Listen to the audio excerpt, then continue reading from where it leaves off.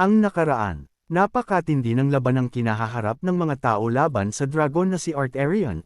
Ang mga malalakas na salamangkero tulad nila Jerome at Vanessa ay naubusan na ng mana. At salamat ng malaki kay Alfoy na kahit tumakas ito noong una, bumalik siya para tumulong na alisin ang blizzard sa paligid na ginawa ng halimaw na dragon. Pagpapatuloy, hindi alam ni Arterion ang kanyang mararamdaman. Isang hamak na tao, na tila halos bata pa, ang nag-iisang Samira sa kanyang mahika. Ano ito? Hindi ito kayang gawin ng sinuman. Kung ganoon kadali lang, hindi na sana kinailangan pang itago ang mga posisyon ng mga tagapamahala. Kahit ilang tao na mas may kakayahan pa ay maaari nang maghati-hati sa iba't ibang kuta para sa paghahanda. Ang pagkontrol sa ganoon kalaking dami ng mana ay nangangailangan ng pambihirang galing. Bihira ang mga taong may ganitong kakayahan. Galit na tinitigan ni Arterion si Alfoy. Yang hamak na nilalang na yan. Sa anumang anggulo niya tingnan, hindi mataas ang antas ng mahika ni Alfoy. Sa tingin niya, nasa ikalimang bilog lamang ito. Ang mga tagapamahala na unang bumagsak ay pinagsama-sama pa ang kanilang kapangyarihan upang pamahalaan ang daloy ng mana. Maging ang mga mages na may mataas na antas ay nahirapan dito. Ngunit ang isang ito, nag-iisa niya itong nagawang sirain. Halos hindi ka panipaniwala. Paano nagawa ng isang hamak na uod na sirain ang mahika ko? Ang mga mata ni Arterion ay kumislap sa matinding galit, mas malalim at mas madilim kaysa dati. Ang spell na kanyang pinagbuhusan ng napakalaking mana ay nabigo. At dahil halos ubos na ang kanyang reserba, imposibleng makapaglabas pa siya ng isa pang malakas na spell. Bagamat ang kanyang kalaban ay naubusan din ng malaking mana, marahil ay napabagsak ang karamihan sa mga mages na naroroon, mayroon pa ring sapat na natira upang sirain ang kanyang natitirang mahika. Siya rin ay kulang sa lakas para sa isang tiyak na pag-atake. Lintik ka, dahil sa matinding galit, kumilos si Arterion upang agad na patayin si Alfoy. Sa sandaling iyon, sumulpot si Ghislaine, hinaranggan ang kanyang dadaanan. Habang sumusugod kay Arterion, sumigaw siya, "Magaling, Alfoy!" Ang aura blade na nagmumula sa espada ni Ghislaine ay kumikinang na mas maliwanag kaysa dati. "Ikaw talaga ay," kasabay ng malakas na pagtawa, inihataw ni Ghislaine ang aura blade ng buong lakas. Isang Dragon Slayer, hataw, na paatras si Arterion, may malalim na hiwa sa kanyang dibdib. Kasabay nito, bumagsak si Alfoy, hindi na makayanan pa. Ang napakabigat na mana na nakapalibot kay Arterion ay naglaho. Ngunit siya rin ay kulang na sa lakas para maglabas pa ng mga matitinding spell. Napilitan siyang umasa na lamang sa kanyang pisikal na katawan para lumaban. Matapos gamitin ang kanyang breath attack, lalo pang hamina ang kanyang sigla. Bagamat nakaisip siya ng paraan upang baliktarin ang sitwasyon, isang hindi inaasahang abala ang Samira sa kanyang mga plano, na nagresulta sa pagkabigo.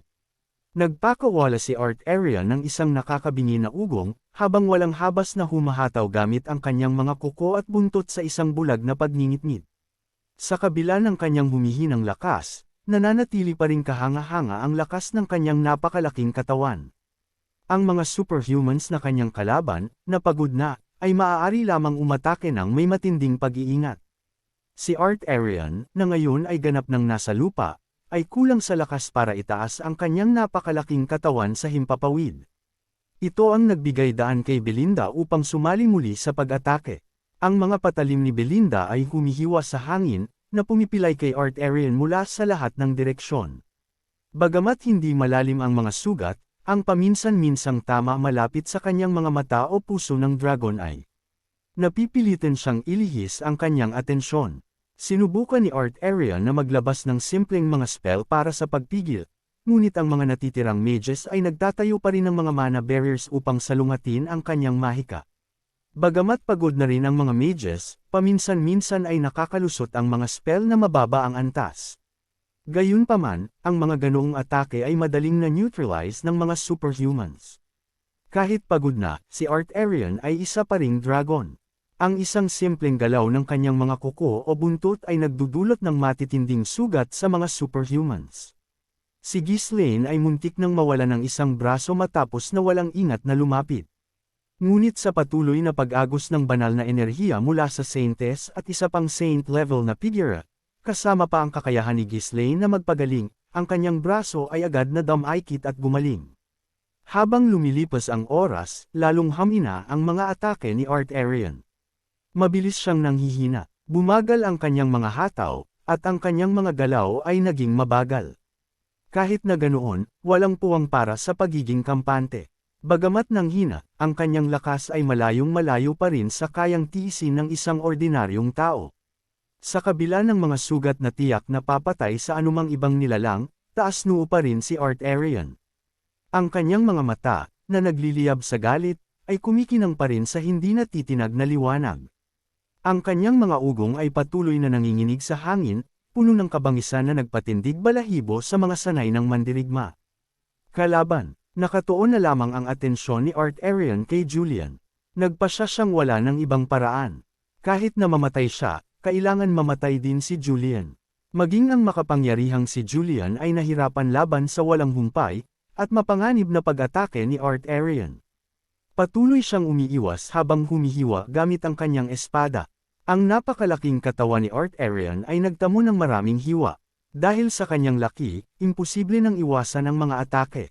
Habang humihina ang kanyang lakas, lalong lumalalim ang mga sugat. Ang ekspresyon ni Arterion ay napilipit sa sakit. Si Julian, na patuloy na umaatake ng walang tigil, ay pinatigas ang kanyang ekspresyon. Bakit ako? Normal na maramdaman ng pagod matapos lumaban ng matagal. Sa katunayan, ang kanyang reserba ng mana ay malapit ng maubos. Ngunit ang kanyang pisikal na kondisyon ay kabaligtaran.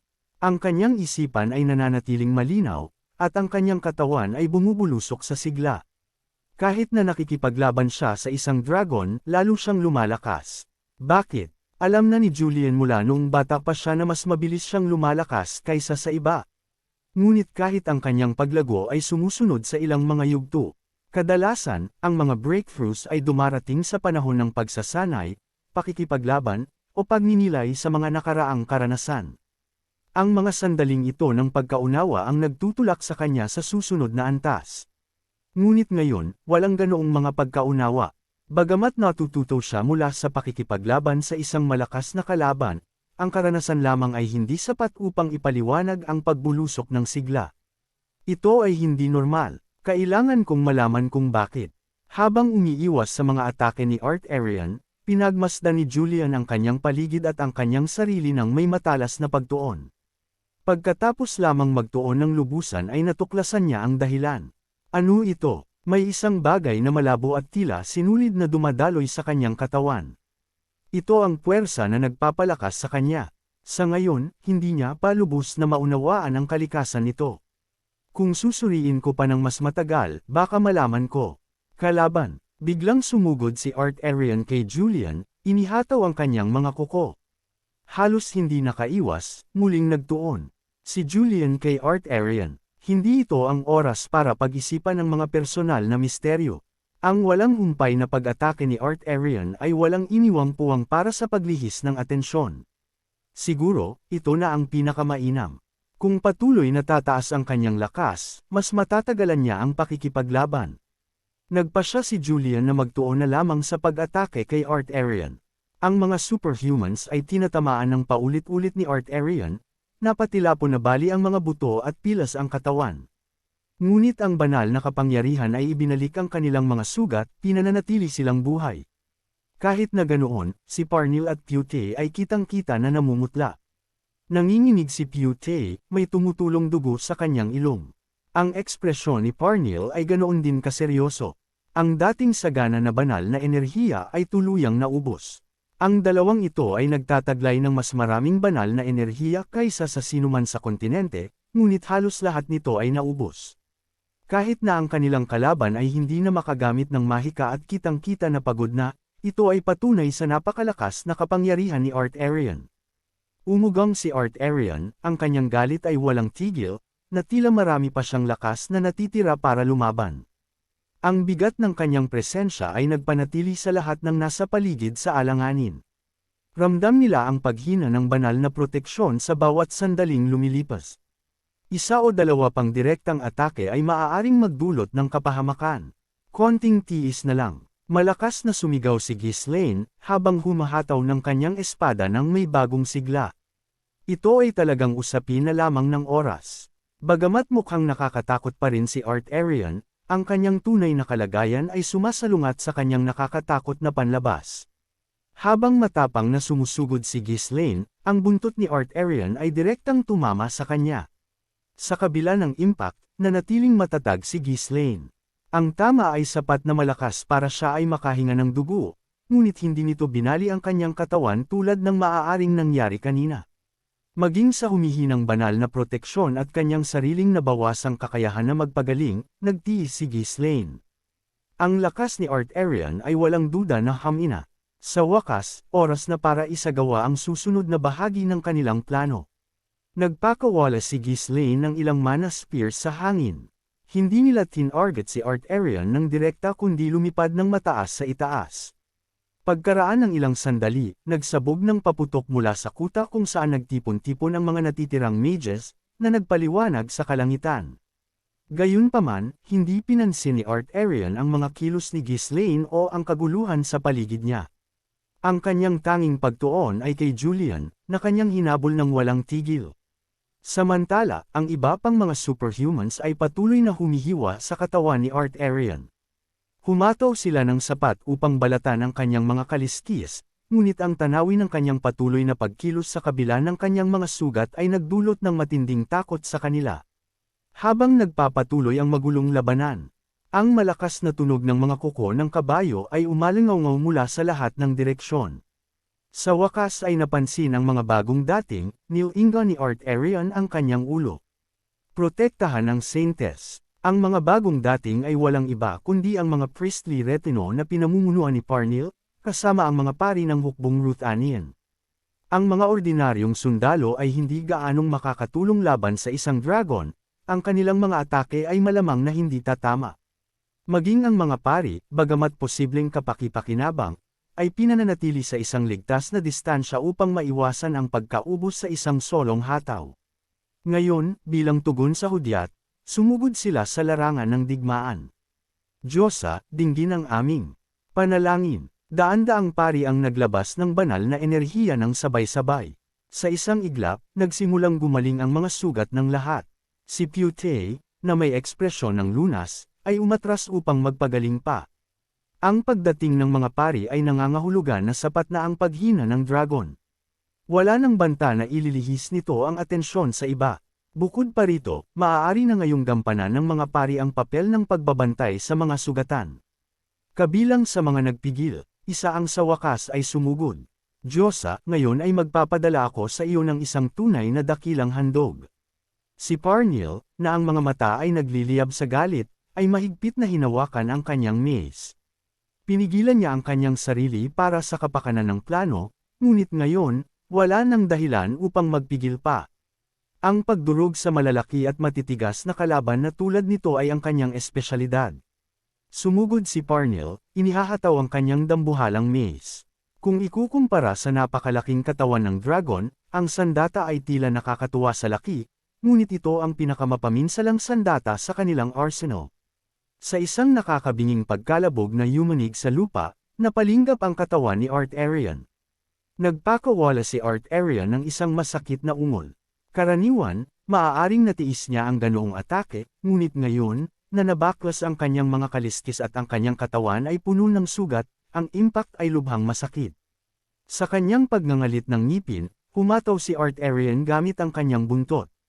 Si Parnell, na sumugod ng masyadong walang ingat, ay direktang tinamaan ng buntot at napatilapon. Sa kabila ng kanyang kahangahangang tibay, hindi siya isang dragon. Dahil sa pagkabigong umiwas sa atake, ang kanyang buong katawan ay naduraj ng lakas ng paghataw, kahit pamula sa pagod na Arterion. Ang nabali na katawan ni Parnell ay gamulong sa lupa, sa wakas ay huminto habang ang isang bagyo ng banal na enerhiya ay bumalat sa kanya. Ang mga pari, na iniwan ang lahat, ay nagtuon ng kanilang mga pagsisikap sa kanyang paggaling. Pagkatapos ng lahat, ang Saintes ay ang kanilang pinakamahalagang asset. Dumura ng dugo si Parnell habang bumabangon. Sa kabila ng halos kamatayan, wala siyang ipinakitang pag-aalinlangan at sumugod muli. Para sa isang Saintes, ang kanyang pagiging agresibo ay wala ng iba kundi isang ligaw na hayop. Ang matinding pagsugod ni Parnell ay nagbigay ng bagong sigla sa grupo. Ang kanyang walang humpay na pag-atake ay pinilit si Art Arian na magtuon sa kanya. Sa pagkuha ni Parnell ng kanyang atensyon at sa pagbuhos ng mga pari ng banal na enerhiya sa grupo, lahat ay naglunsad ng matatapang na pag-atake. Bagamat halos ubos na ang kanilang reserba ng mana, ang kondisyon ni Art Arian ay mas malala pa. Napagtanto ni Ghislaine na sa wakas ay dumating na ang sandali. Art Arian, sa pagkuha sa atensyon ng dragon, inilabas ni Ghislaine ang lahat ng kanyang natitirang mana sa isang malakas na pagsabog. Sa paggamit ng Dark para sa pagpapalakas, ang pamilyar at nakakabahalang enerhiya ay muling lumabas. Ang katawan ni Ghislaine ay nabalutan ng isang itim na ulap, na ang kanyang mga mata lamang ang nagliliyab sa matinding pula. Ang napakalakas na aura ay kumalat sa labas, nanginginig sa larangan ng digmaan. Ang kapangyarihang ito ay isa na kayang panatilihin ni Ghislaine sa maikling panahon lamang. Maging ang kanyang limitadong mana na pinalakas ay isang pakikibaka upang tiisin. Si Art Arian, sa pagkakita sa pagbabagong anyo ni Ghislaine, ay nag-alangan sa pagkalito. Ikaw ay, ang anyo na iyon, hindi maaari. Ang tanawin ni Ghislaine ay nagpaalala sa kanya ng isang taong kinamumuhian niya higit sa lahat. Kalaban. Ngayon, sa harap niya ay dalawang kalaban. Ano ito? Si Art Arian, na nag-aagresibong umaatake lamang. Kanina, ay tila lubusan ng nalito. Ang anyo na ipinakita ni Ghislaine ay kapareho ng kalaban na minsan nang nakilala ni Art Arian. Hindi maaaring magkaroon ng dalawang kalaban.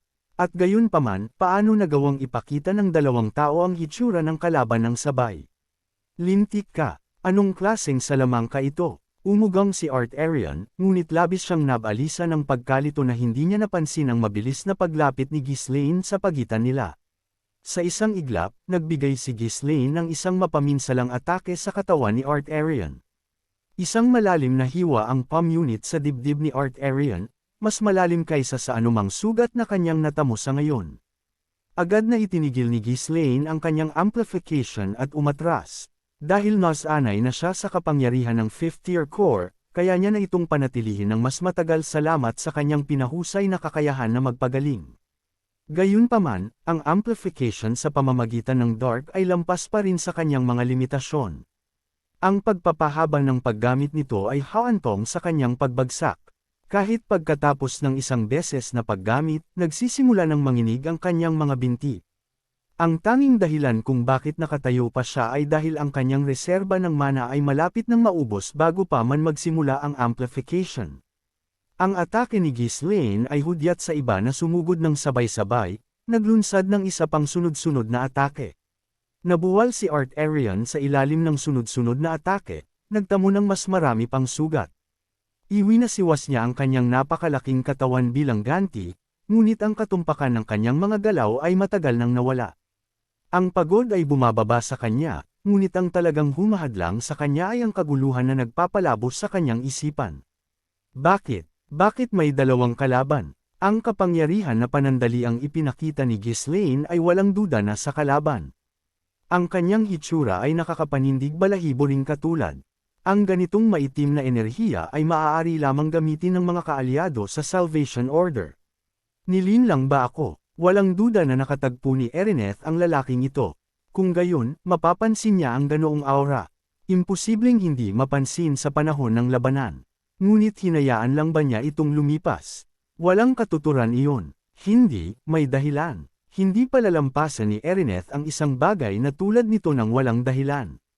Sa isang mabilis na sandali, kinwestiyon ni Art Arian kung pinagtaksilan ba siya ni Erineth. Gayunpaman, mabilis niyang binaliwala ang pag-iisip na iyon.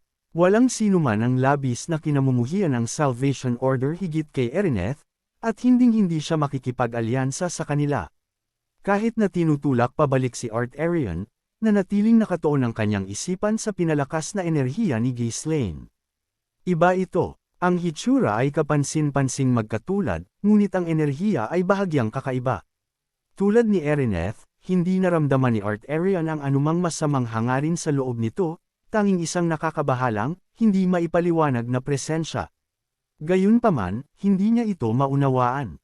Ang ganitong enerhiya ay hindi isang bagay na maaaring makuha sa ordinaryong paraan.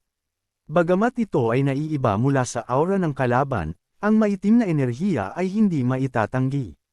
Ang asensya nito, mayroon itong parehong pinagmulan sa Salvation Order. Taglay nito ang enerhiya ng Demon God. Nakilala rin sana ito ni Ereneth. Kung pinili niyang palampasin ito, dapat ay mayroon siyang mga dahilan, bagamat lampas sa pag-unawa ni Art Arian. Sa katotohanan, ang pagkalito ni Art Arian ay nagmula sa kanyang kawalan ng kaalaman sa pag-iral ng Dark. Maging si Ereneth ay nagduda lamang, naniniwala na ang Dark ay isang iba't ibang uri ng espiritu. Bilang isang elf na lubos na sanay sa espiritual na enerhiya, wala siyang katiyakan upang magbigay ng mga conclusion. Ang pagiging sensitibo ni Ereneth sa enerhiya ng Demon God, bagamat napakalaki, ay hindi maaaring makipagkompetensya sa isang dragon. Naalala ni Art Arian ang naunang hinuhan ni Ereneth. Maaari bang nakuha niya iyon? Ang nilalang na iyon ay nasil kasama ang kalaban. Kung muling lumitaw ang kalaban, posible na muling lumitaw din ang nilalang. At ngayon, narito ang kalaban. Ang mga pagsabog ng pinalakas na enerhiya ni Ghislaine ay panandalian, na nagpapahirap kay Art Arian na suriin ang mga ito ng buo. Gayunpaman, ang maikling mga sulyap na kanyang nahuli ay nanatili sa kanyang isipan. Pakiramdam ko, ito ay tila ang kalaban ay nahati sa dalawa. Kung gayon, sino ang tunay na kalaban? Kahit na ang isang hamak na tao ay nakakuha ng nilalang, hindi sila dapat makagamit ng ganoong maitim na enerhiya ng napakadali. Tanging ang kalaban lamang ang maaaring lubos na gumamit ng kanyang kapangyarihan. Hindi matukoy ni Art Arian kung sino ang tunay na kalaban. Hanggang ngayon, itinutok niya ang lahat ng kanyang mga atake kay Julian. Pero, paano kung si Ghislaine ang kalaban? Ito ay isang ideya na sumasalungat sa katwiran, ngunit hindi niya ito maaaring baliwalain ng ganap. Ang problema ay lubos ng pagod si Art Arian. Ang mga tao ay naghanda ng maingat upang labanan siya. Kung magagamit lang niya ang mahika ng malaya, hindi sana siya nasa ganitong alanganin. Hindi ako makakasiguro, kaya dapat kong patayin silang dalawa. Pero, imposible sa ngayon. Nagpakawala si Art Arian ng isang galit na ugong, tumatangging tanggapin ang sitwasyon. Paano siya, ang pinakamalakas sa mga dragon, ay napilitan sa ganitong alanganin? Gayunpaman, hindi siya ganoon katanga upang tanggihan ang katotohanan. Kung magpapatuloy ito, tiyak na mawawala ang kanyang buhay. Kailangan kong umatras. Hindi siya maaaring mamatay dito. Kailangan niyang patayin ang kalaban. Sa ngayon, ang pag-atras ang tanging pagpipilian. Bagamat halos ubos na ang kanyang lakas, kaya pa rin niyang tumakas kung ibubuhos niya ang lahat ng kanyang natitirang enerhiya sa pagtakas. Natukoy na niya ang kalaban, o, sa tingin niya, natukoy na niya. Kung isa man sa kanila, sapat na ang patayin silang dalawa. Bagamat malalim na nasugatan ang kanyang pagmamataas, mayroong mas mahalagang mga bagay na nakataya. Hindi na kayo magkakaroon pa ng isa pang pagkakataon na tulad nito. Kaya niyang lunukan ang kanyang pagmamataas at lumaban ng tuso. Isa-isa, hahanapin at sisirain niya ang mga kuta ng mga tao. Mula ngayon, mabubuhay sila sa takot, hindi alam kung kailan siya aatake. Hintayin niyo lang. Ibinuka ni Art Arian ang kanyang mga pakpak ng malapad. Oras na para tumakas. Kung makakalayo siya ng sapat, hindi nila siya mahahabol. Ngunit pagkatapos noon, ang isipan ni Art Arian ay biglang nabalutan ng isang itim na ulap. At isang boses ang umalangaw sa kanyang kamalayan. Hanapin mo ako. Ang mga salita ay nagdulot ng isang marahas na pagkabigla sa kanyang isipan. May isang bagay, o isang tao, na sumasakop sa kanyang mga pag-iisip. Napagtanto ni Art Arian na mayroong mali. Ngunit huli na ang lahat. Ang kanyang isipan ay ganap ng nilamon ng itim na ulap. Tinaas ni Art Arian ang kanyang ulo at umugang patungo sa kalangitan. Ang kanyang mga mata ay muling napuno ng pagnanasa sa labanan at masamang hangarin. Paano siya, ang pinakamalakas sa lahat ng nilalang, ay tatakas mula sa mga hamak na insekto na tao? Papatayin ko silang lahat. Ang ganoong kahihiyan ay hindi katanggap-tanggap. Alam ni Art Arian na kailangan niyang patayin ang kalaban at ang mga natitirang tao dito ngayon mismo. Sa kanyang mga matang nagliliyab sa galit, naglunsad si Art Arian ng isang mabangis na atake muli. Papatayin ko ang kalaban. Ang isipan ni Art Arian ay nilamon ng masamang hangarin. Sa paanuman, kailangan niyang patayin ang kalaban. Minamaliit niya ang maingat na paghahanda ng mga tao. Ang kanyang buhay ay malamang na magtatapos dito. Ngunit determinado siyang patayin ang isa sa kanila kasama niya. Si Erineth na ang bahala sa iba. Siya ay isang elf na walang kap-oras ang pag-iingat at katusuhan. Ang pinaka-elf na hindi naman talaga elf sa kanilang lahi. Siya na ang bahala sa natitirang kalaban. Si Art Arian, na tinalikuran na ang pag-aalaga sa kanyang sariling buhay, ay walang ingat na inilunsad ang kanyang sarili sa isang walang humpay na pag-atake. Ito ay nag-iwan sa kanya na madaling masugatan. Ang kanyang katawan ay nababalutan na ngayon ng dugo. Ang hindi natitinag na espiritu at pisikal na anyo ng dragon ay nagsisimula ng mawasak. Ang mga superhumans, na nararamdaman ng pagtatapos, ay nag-abang sa kanya ng may bagong determinasyon. Sa kanilang instinct, alam nila na kailangan nilang tapusin ito ngayon. Walang pangalawang pagkakataon, siya ay muntik ng tumakas.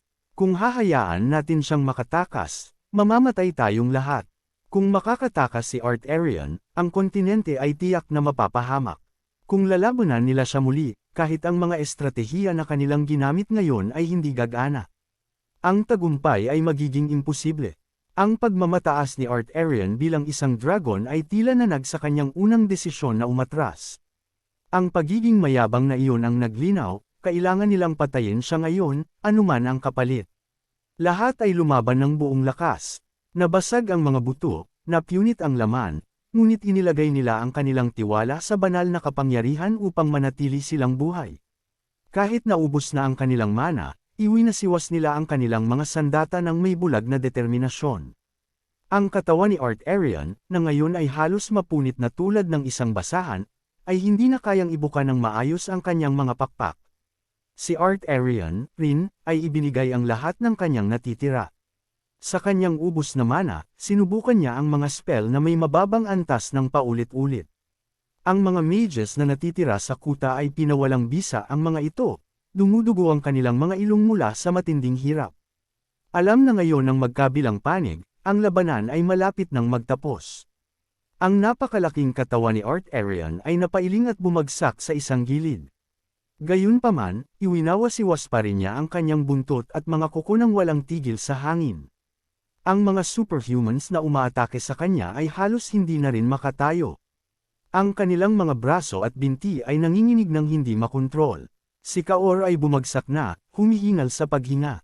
Kahit ang mga epekto ng pagpapanumbalik ng banal na kapangyarihan ay may mga limitasyon. Ang reserba ng banal na enerhiya ng mga pari ay halos ubos na, at ang mga tumatanggap, naganap ng naubos ang mana, ay nagdurusa mula sa backlash, ang kanilang mga katawan ay lumalala. Maging si Parnell, na kilala sa kanyang napakalaking tibay, ay panandaliang nawalan ng hawak sa kanyang mace. Ang tanging natitirang nakatayo, bagamat hindi matatag, ay si Ghislaine at Julian. Hindi dahil mas malakas sila sa pisikal kaysa kay Parnell. Si Parnell ang sumalo sa bigat ng mga atake dahil sa kanyang agresibong taktika, na humantong sa mas matinding pagkapagod. Ngunit salamat sa kanyang mga sakripisyo, nagawa nilang itulak si Art Arian sa bingit ng kamatayan ng mas mabilis. Napagtanto ni Ghislaine na dumating na ang oras upang tapusin ito ng tuluyan. Ang huling galaw ay kailangan ng gawin. Tinamaan ni Art Arian ang lupa gamit ang kanyang buntot ng isa pa, ngunit hindi niya kayang ipagpatuloy ang atake, na nag-iwan ng pagkakataon. Mahigpit na hinawakan ni Ghislaine ang kanyang espada at nagsalita, "Julian." Oo. Ang dalawa ay bumangon sa huling lakas na kanilang natitira at sumugod kay Art Arian. Ang katawan ni Ghislaine ay muling nabalutan ng itim na ulap. Ginagamit niya ito ng matipid sa panahon ng kanyang mga atake, ngunit ito na ang huling pagkakataon. Wala na siyang lakas na natitira upang panatilihin pa ito. Muli niyang iginuhit ang puwersa ng kanyang kalooban, binabali ang daloy ng mundo upang matiyak na magtatagumpay ang kanyang atake. Tila bumagal ang oras. Ang espasyo sa paligid nila ay nahulog sa ilalim ng domain ni Ghislaine. Si Art Arian, na nagpupumilit na itaas ang kanyang kuko, ay nakilala ang manipulasyon ng espasyo ngunit hindi makarik tulad ng dati. Habang itinututok ni Ghislaine ang kanyang espada patungo sa puso ng dragon ni Art Arian ng buong lakas. Isang malabong pagkilos ang dumaan sa pandama ni Ghislaine. Sa gitna ng daloy ng mundo, mayroong isang bagay na hindi matukoy na gumagalaw, na gumagapang ng tahimik. Ano iyon? Ito ay isang hindi pamilyar na enerhiya. Bagamat hindi niya ito makita, nararamdaman niya ang presensya nito. Ang espasyong ito ay isang kaharian na ibinabahagi ni Ghislaine at ng daloy ng mundo. Anumang nilalang na gumagalaw laban sa daloy na iyon ay hindi maaaring makalayo sa kanyang pansin. Ang enerhiya ay walang katapusang tumutulo mula sa mga sugat ni Arterion. Ang espada ni Ghislaine ay tumusok sa puso ng dragon ni Arterion. Ngunit ang kanyang isipan ay nasa iba. Gumagalaw ito. Ang enerhiya ay gumagapang tulad ng isang ahas. Hindi ito isang normal na enerhiya. Kung gayon, hindi niya ito sana pinalampas dati. Dahan-daang nilingan ni Ghislaine ang kanyang ulo, sinusundan ang direksyon ng enerhiya. Julian. Patungo ito kay Julian. Sinubukan ni Ghislaine na tawagin si Julian, upang bigyan siya ng babala tungkol sa papalapit na presensya. Ngunit siya ay natigilan nang makita niya ang ekspresyon ni Julian. Ang tingin ni Julian ay nakatuon din sa enerhiya. Pinanood niya ng tahimik habang ito ay sumasakop sa kanyang katawan. Julian, ikaw. Dahan-daang nilingan ni Julian ang kanyang ulo. Ang kanyang mga mata ay hindi nakatuon sa namamatay na Arterion kundi sa iba pang lugar. Sa bali na sandaling iyon ng oras, nagkatagpo ang kanilang mga tingin sa kawalan. Si Ghislaine ay umubo ng dugo habang bumagsak ang kanyang katawan. Ang pinagsamang lakas ng amplified power at force of will ay tuluyan ng lumampas sa kaya niyang tiisin. Nagpakawala si Arterion ng isang masakit na ugong habang nadurog ang kanyang puso ng dragon. Ito ang tanging bahagi ng kanyang katawan na nagawa niyang protektahan hanggang ngayon, kahit na ang kanyang katawan ay basag at punit-punit. Ngunit sa kanyang lubos na pagkapagod, hindi niya nakayanan ang huling hataw ni Ghislaine. Habang kinakaladkad ang kanilang ubos na katawan, sumugod ang lahat patungo sa gumagapang na dragon. Kabilang sa kanila, isang tao ang nakarating kay Arterion ng mas mabilis kaysa sa sinuman. Ang kalaban, kahit nasa kanyang sakit, itinaas ni Arterion ang kanyang kuko upang tamaan si Julian, na mabilis na lumalapit sa kanya. At sa kanya nakita ang nakakapanindig balahibo na kislap sa mga mata ni Julian, isang matinding kaibahan sa walang emosyong tingin na palagi niyang suot noon. Ikaw, muling hinato ni Julian ang puso ng dragon ni Arterion. Bagamat nabasag ng naunang atake ni Ghislaine, ang puso ng dragon ay nanatiling bahagyang buo, na ang mga piraso nito ay nagpupumilit na magsama-sama sa isang desperadong pagtatangka sa pagpapanumbalik. Ang pinagmula ng napakalakas na kapangyarihan ng dragon, ang puso ng dragon ay hindi ganoon kadaling sirain. Ginagamit nito ang bawat huling bakas ng kanyang lakas ng buhay upang pagalingin ang sarili. Ngunit lubusan itong nilamon ni Julian, dinurog ito sa alabok. Isang nakakasilaw na liwanag ang sumabog mula sa dibdib ni Arterion, na hudyat ng pagtatapos ng buhay ng dragon. Ang pagod na mga mata ni Arterion ay nakatuon kay Julian. Hindi na kayang panatilihin ang bigat ng kanyang napakalaking anyo, ang dragon ay dahan-daang bumagsak. Kahit na noon, hindi pa tuluyang huminto ang kanyang paghinga, isang patunay sa pambihirang sigla ng dragon. Si Ghislaine, na halos hindi makatayo, ay pinilit ang kanyang nanginginig na mga binti na dalhin siya patungo sa namamatay na Arterion. Ang mga mata ng dragon, na walang galit o kabaliwan, ay mayroon na lamang ngayon ng kawalan.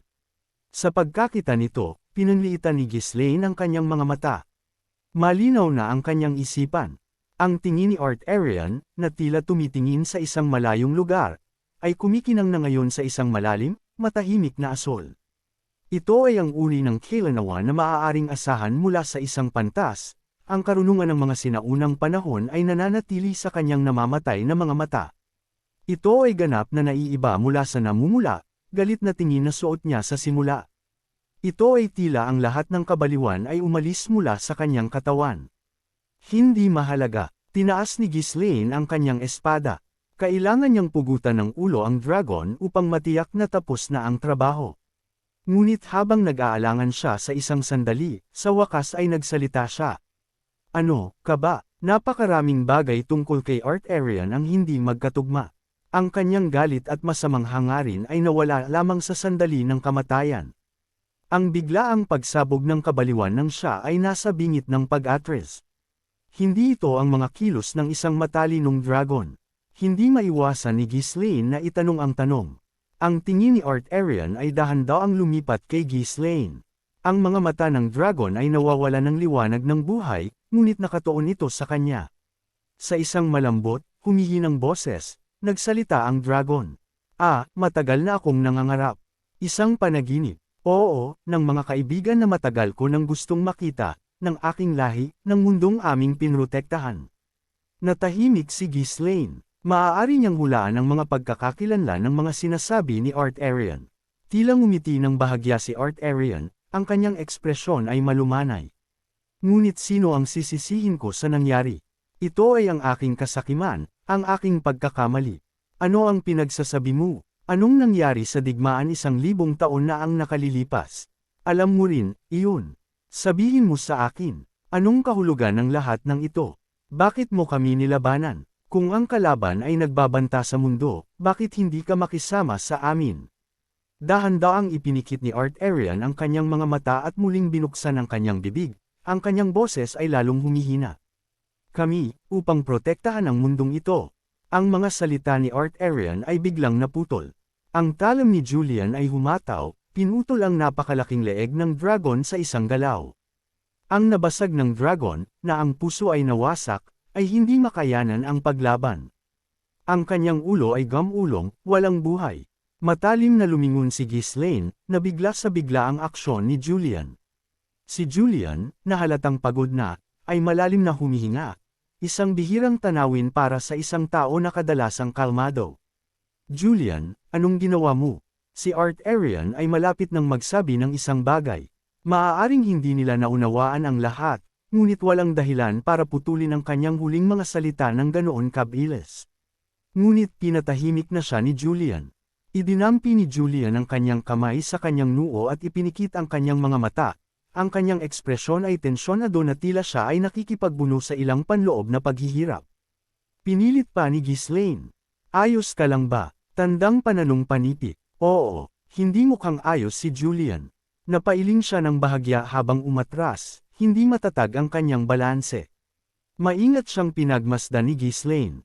Ang kondisyon ni Julian ay hindi dahil sa pagod o pinsala, ito ay isang bagay na iba, isang bagay na kakaiba.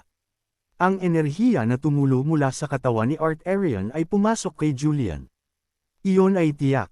Binuksan ni Ghislaine ang kanyang bibig upang magtanong tungkol sa enerhiya ngunit nag-alangan. Sandali, sa nakaraang buhay, gumawa sila ng hindi mabilang na mga sakripisyo upang ibagsak si Art Arian. Ano ang nangyari sa pagtatapos noon? Mga tao, kayo. Noon, sinubukan ni Art Arian na magsabi ng isang bagay. Ipinapalagay ni Ghislaine na ito ay alinman sa pagkilala sa kanila o isang huling sumpa sa kanila. Dahil hindi nila siya narinig. Noon, pinutol din ni Julian ang ulo ng dragon. Si Julian ay may desisyong pinugutan ng ulo si Art Arian. Tinanggap ng lahat na ito ay natural. Kabilang sa mga lumaban sa dragon, si Julian ang nasa pinakamagandang kondisyon. Hindi mahalaga kung sino ang pumatay sa dragon, ang mahalaga ay nagawa iyon.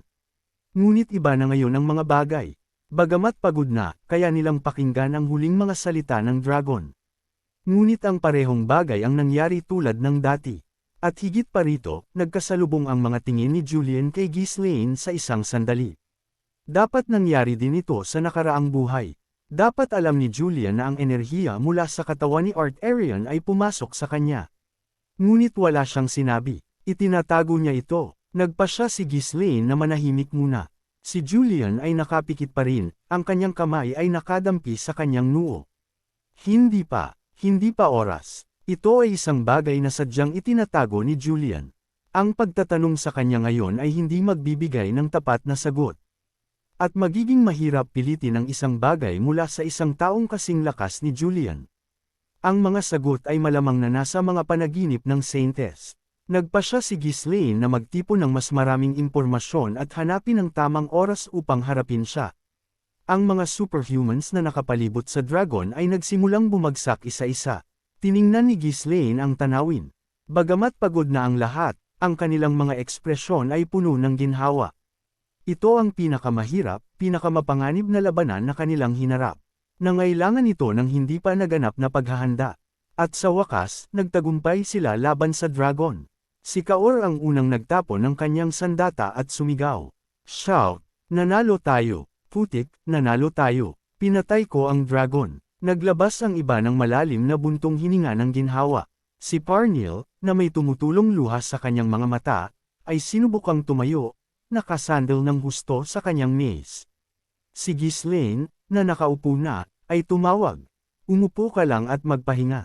Tapos na, patay na ang dragon. Blasphemy, may nang-ahas na magsalita ng kalapastanganan, haharapin ko sila. Ang puna ay patungkol kay Alfoy. Naglabas si Ghislaine ng isang awkward na tawa. Bakit hindi mo nalang palampasin sa pagkakataong ito? Salamat sa kanya, buhay tayong lahat. Ganoon na talaga siya. Malalim na bamantong hininga si Parnell ng ilang beses bago bumagsak sa lupa. Sa totoo lang, wala na siyang lakas para tumayo pa. Saintes. Ang mga pari ay sumugod kay Parnell na may dumadaloy na luha sa kanilang mga mukha, ibinuhos ang kaunting banal na kapangyarihan na kanilang natitira sa kanya. Ang liwanag na nagmumula sa kanila ay malabo, halos kumikislap tulad ng mga alitaptap. Ang kanilang banal na kapangyarihan ay halos ubos na. Gayunpaman, inabot ng mga pari si Parnell na may luha ng kagalakan na dumadaloy sa kanilang mga pisngi. Isipin mo, napatay mo talaga ang dragon. Tulad ng inaasahan mula sa isang pinili ng Diyosa. Tunay na, kahanga-hanga, ang tagumpay na ito ay maitatala sa mga talaan ng simbahan magpakailanman. Ang impluwensya ng simbahan ay lalakas ng higit pa kaysa dati. Dahil sa pagkatalo sa dragon, ang banal na kapangyarihan ng mga Diyosa ay walang duda na magiging malawak na kinikilala. Ang mga pari mula hindi lamang sa Moriana Church kundi pati na rin sa iba pang mga orden ay nakibahagi rin sa kagalakan. Ang mga pari ng Juana Church, kung saan kabilang si Pute, ay partikular na masaya, ang kanilang mga ngiti ay umaabot sa kanilang mga mukha. Pinanood sila ni Parnell ng tahimik at bamantong hininga. Mga pari, na labis na nahuhumaling sa makamundong katanyagan at kapangyarihan. Ito ay isang matinding paalala kung gaano pa kalayo ang kailangan nilang lakbayin. Hindi ako makapaniwala na muntik kong isipin na ang taong iyon. Sa isang mabilis na sandali, masiglang iniling ni Parnell ang kanyang ulo, pinawi ang pag-iisip. Ang matinding labanan laban sa dragon ay malinaw na sinubak ang kanyang isipan sa mga limitasyon nito. Nagsigawan ang mga tao mula sa kuta. Bagamat karamihan ay bumagsak mula sa pagod, ang isang dakot ng mga mages ay may sapat pa ring mahika na natitira upang tumayo. Buhay tayo, nagawa natin, napigilan natin ang dragon. Bilisan, tulungan ang mga bumagsak. Sila ay nagsaya at sumugod upang maglabas ng mga healing spell sa mga nasugatang mages. Gaano sila katikot, na napilitang sumama sa labanan na ito laban sa kanilang kalooban. Ngunit tunay na natalo nila ang isang dragon. Walang mga namatay. Ang plano ay walang kamali-mali. Siyempre, kung hindi aalagaan, ang ilan ay maaaring mamatay pa rin. Ang control fortress na nakayanan ang Dragon's Breath ay lalo na sa alanganin. Galaw, gamitin ang bawat huling patak ng mahika na mayroon kayo. Dalhin ang mga pari dito, bilisan. Dito, dito. Ang mga mages at pari ay nag-abala sa mga nasugatan, inaasikaso sila ng may pagmamadali. Nang bumagsak ang kanilang tingin kay Alfoy, ang kanilang mga mata ay napuno ng pagkamangha at paggalang. Paano niya nagawa iyon? Hindi ba siya ay nasa 5th Circle Mage lang? Nagawa niya ang imposible. Gaano man kahusay ang isang tao sa pagmamanipula ng mana, may mga limitasyon sa kayang hawakan ng isang katawan. Ngunit lumampas si Alfoy sa mga limitasyong iyon. Ang mga mages ay desperado na matuklasan ang kanyang sikreto. Maingat nilang inilapat ang mga healing spells at inilipat siya ng may matinding pag-iingat.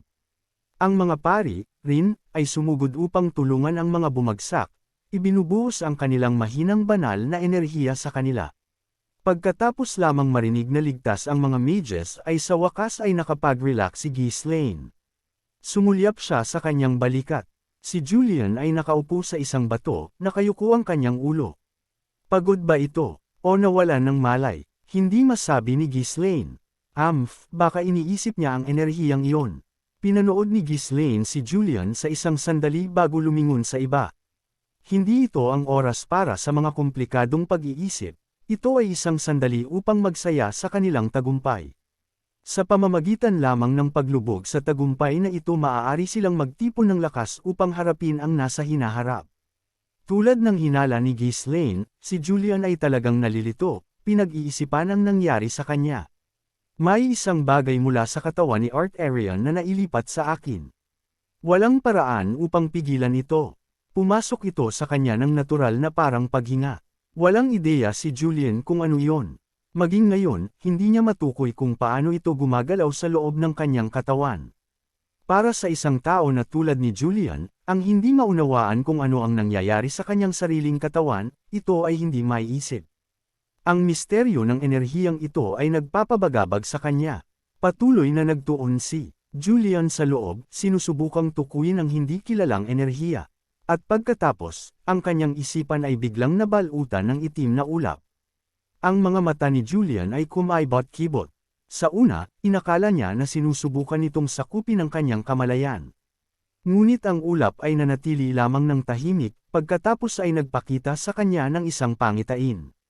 Ano ito? Sa gitna ng dilim, isang babae ang lumitaw. Siya ay ngumingiti. Hindi maunawaan ni Julian ang kanyang mga tampok. Ang kanyang mga mata at buhok ay ganap na natatakpan ng dilim. Ngunit mula sa kanyang mga labi at sa nakalantad na ibabang bahagi ng kanyang mukha, masasabi niya na siya ay ngumingiti. Ito ay isang kakaiba, mapait na ngiti, parehong malungkot at masaya. Hindi ito normal. Ang pangitain ay hindi isang bagay na sadyang tinawag niya. Sino ka? Nagtuon si Julian, dinidirekta ang kanyang tanong sa anyo. Walang dahilan para biglang lumitaw ang isang hindi kilalang figure sa kanyang isipan. Tiyak na ito ay may kaugnayan sa enerhiya na pumasok sa kanyang katawan. Ang babae ay patuloy na ngumiti ng misteryoso habang dahan-dahan siyang nagsimulang magsalita. Hindi ka narito upang iligtas ang mundo. Nagdaramdam sa ulo si Julian. Ang mga salita ng babae ay tila pumupunit sa kanyang bungo. Habang nagngingit-ngit ang kanyang mga ngipin, muli siyang nagtanong, ano ang sinasabi mo? Ngunit hindi sumagot ang babae. Nagsimula lang siyang mawala sa dilim, ang kanyang anyo ay unti-unting naglalaho. Doon napagtanto ni Julian, hindi ito isang nilalang na maaari niyang kausapin. Ito ay isa lamang projection, isang pagpapakita ng enerhiya na lumusot sa kanyang isipan. Hindi niya alam kung sino siya, ngunit isang posibilidad ang pumasok sa kanyang isipan. Ang saintess mula sa 1,000 taon na nakalipas. May suot na kwintas ang babae, isang kwintas na nakilala ni Julian. Isang relic. Ito ang banal na relic na nakuha ni Ghislaine nang kontrolin niya ang Rothanic Kingdom. Nakita ni Julian na suot ito ni Ghislaine ng maraming beses. Ang kwintas na iyon ay naglabas ng hindi maipaliwanag na liwanag noong unang nagkita sina Julian at Ghislaine. Hindi na ito nangyari mula noon, ngunit ang ganoong kakaibang pangyayari ay imposibleng kalimutan. Hindi sinasadyang napabuntong hininga si Julian. May isang hindi maunawaan na nangyari sa kanya. Panandalian niyang isinasaalang-alang ang pagkonsulte kay Ghislaine, ngunit mabilis niyang binaliwala ang pag-iisip. Siguro ay nagkataon lang. Alam ni Julian ang maikling sandali na tumingin si Ghislaine sa kanya, ngunit nag-alinlangan siya na kayang maramdaman ni Ghislaine ang walang hugis na enerhiya na kanyang nakatagpo. Malamang na sumulyap lang siya kay Julian para tingnan siya, dahil ang susunod na galaw ay kanya. Lagi nang hinaharap ni Julian ang lahat ng mag-isa mula pagkabata. Ang paghingi ng tulong sa iba ay hindi pa rin natural sa kanya.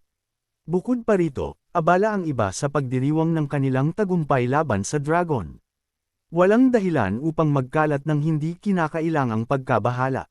Gayunpaman, ang katotohanan na ang mga labi ng nabaliw na enerhiya ng dragon ay sa paanuman ay kumapit sa kanya ay nag-iwan ng isang hindi kaaya-ayang pakiramdam. At gayunpaman, may ibang bagay pa na bumabagabag sa kanyang isipan. Tumingin si Julian sa kanyang sariling kamay. Bakit ko iyon ginawa? Malinaw na may sinasabi si Art Arian. Tila gusto ni Ghislaine na marinig iyon. Walang masama sa pakikinig hanggang sa dulo at sa kapatayin ito. Ngunit sa sandaling iyon, si Julian ay nilamon ng isang pag-iisip, kailangan itong mamatay kaagad. Kaya humataw siya, panipi tuldok-tuldok-tuldok, mapanganib. Ang impulsive act na iyon, nasalungat sa kanyang karaniwang maingat na kalikasan, ay nangangahulugang hindi siya ganap na kontrolado ng kanyang mga pag-iisip o katawan. Gaano man katindi ang kanyang damdamin, dapat ay naglaan pa siya ng isa pang sandali upang mag-isip.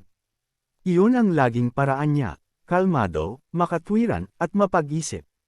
Hindi ito nangyari kailanman. Hindi pa niya kailanman naramdaman ang ganoong matinding, napakatinding puot, kahit na panandalian lamang. Matapos mag-isip ng ilang sandali, umiling si Julian. Nagpasya siyang mas maingat na obserbahan ang kanyang sarili at alamin ang tunay na kalikasan ng enerhiyang ito. Hindi niya maaaring hayaan na makaapekto ito sa kanya. Siya ay may tiwala na kaya niya itong pigilin. Itinaas niya ang kanyang ulo, tumingin siya sa harapan. Nanalo tayo. Napatay natin ang dragon. Ang lahat sa paligid niya ay nagdiriwang ng kanilang tagumpay. Nagtagumpay sila laban sa isang kalaban na hindi tulad ng anumang hinarap nila noon. Natural lang para sa kanila na maging ecstatic. Sa isang sandali, naramdaman ni Julian ang isang bagong paghanga kay Ghislaine. Paano niya nalaman na maghanda ng ganoon perpekto? Tila ba nakipaglaban na siya sa isang dragon noon at alam niya kung ano ang eksaktong inaasahan? Nag-alinlangan si Julian na makapagplano siya ng ganoon kaingat. Ikaw talaga ay pambihira. Sa kabila ng lahat ng mga paghihirap na kanyang hinarap, hindi kailanman nabigo si Ghislaine.